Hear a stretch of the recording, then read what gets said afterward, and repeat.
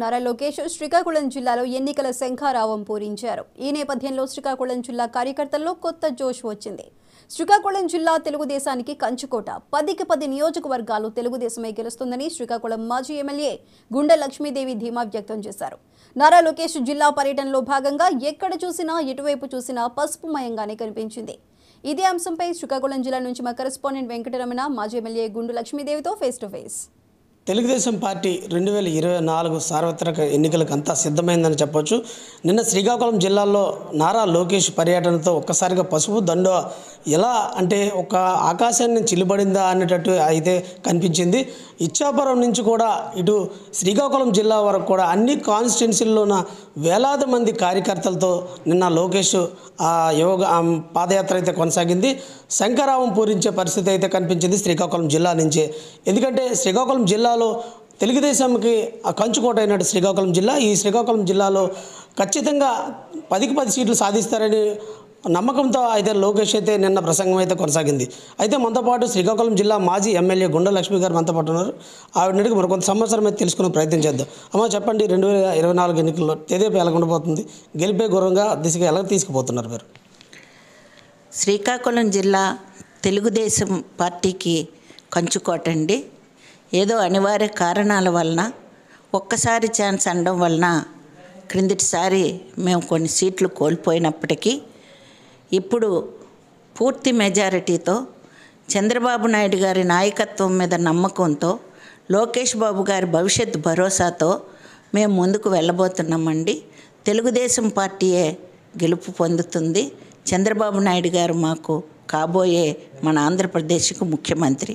ఎందువలనంటే లేని పక్షంలో ఈరోజు జరుగుతున్న అత్యాచారాలు కానీ లేదా వివిధ సంక్షేమాల మీద కోతలు కానీ ఉద్యోగస్తుల పట్ల ఆయన చేస్తున్న వ్యవహారం కానీ వీటన్నిటినీ చూసేటప్పుడు అసలు ఇక్కడ ఏ పాలన జరుగుతుంది?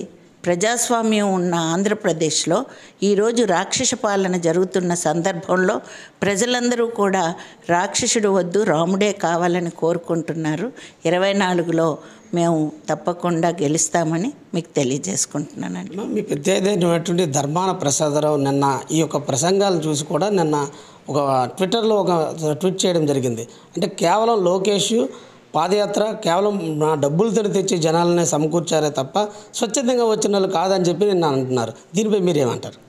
పచ్చకామర్ల వాడికి లోకమంతా పచ్చగానే ఉంటుందండి. వాళ్ళు ఎలా తీసుకొస్తే మేము అలాగే తెచ్చామనుకుంటారు. కానీ మా కార్యకర్తలు కానీ మా తెలుగుదేశం పార్టీ కుటుంబ సభ్యులు కానీ నాయకులు కానీ అక్కడికి వచ్చిన ప్రతి ఒక్కరూ స్వచ్ఛందంగా వచ్చిన వ్యక్తులండి. వాళ్ళందరినీ చూస్తే ఈరోజు మాకు ఎంతో ఆనందం ఉంటుంది. అందరికీ ఏదో ఓ బలం చూపించుకుంటారు, డబ్బు బలము లేకపోతే ఇంకో బలము. కానీ తెలుగుదేశం పార్టీ ఎప్పుడూ తెలుగుదేశం కార్యకర్తల బలాన్నే చూపించుకుంటుందండి. ఇది మొత్తంగా చూసుకుంటే శ్రీకాకుళం జిల్లాలో నిన్న లోకేష్ పర్యటన నేపథ్యంలో శ్రీకాకుళం జిల్లాలో తెలుగుదేశం పార్టీలో కొత్త జోష్ అయితే నింపాడని చెప్పొచ్చు. అదే లోకేష్ అటుపక్క మరోపక్క రెండో రోజు ఆ యాత్ర కూడా ఈరోజు శ్రీకాకుళం జిల్లాలో కొనసాగుతున్నప్పుడు కూడా తెలుగుదేశం పార్టీ నాయకులంతా కూడా నిన్న కుండపోతగా ప్రతి కాన్స్టిట్యూన్సీలో ఇచ్చాపురం పలాస ప్రాంతంలో అయితే అసలు ఈ యొక్క పసుపు దండోర ఎక్కడ ఆకాశాన్ని సిల్లిపడిందనేటట్టుగా చందంగా నిన్న కనిపించిందని చెప్పుకోవచ్చు. అయితే శ్రీకాకుళం జిల్లాలో 2024 ఎన్నికల్లో ఖచ్చితంగా శ్రీకాకుళం అసెంబ్లీ స్థానాన్ని చంద్రబాబు నాయుడికి గిఫ్ట్గా నేను పంపిస్తానని మాజీ ఎమ్మెల్యే గుండె లక్ష్మీదేవి గారు చెప్తున్న పరిస్థితి.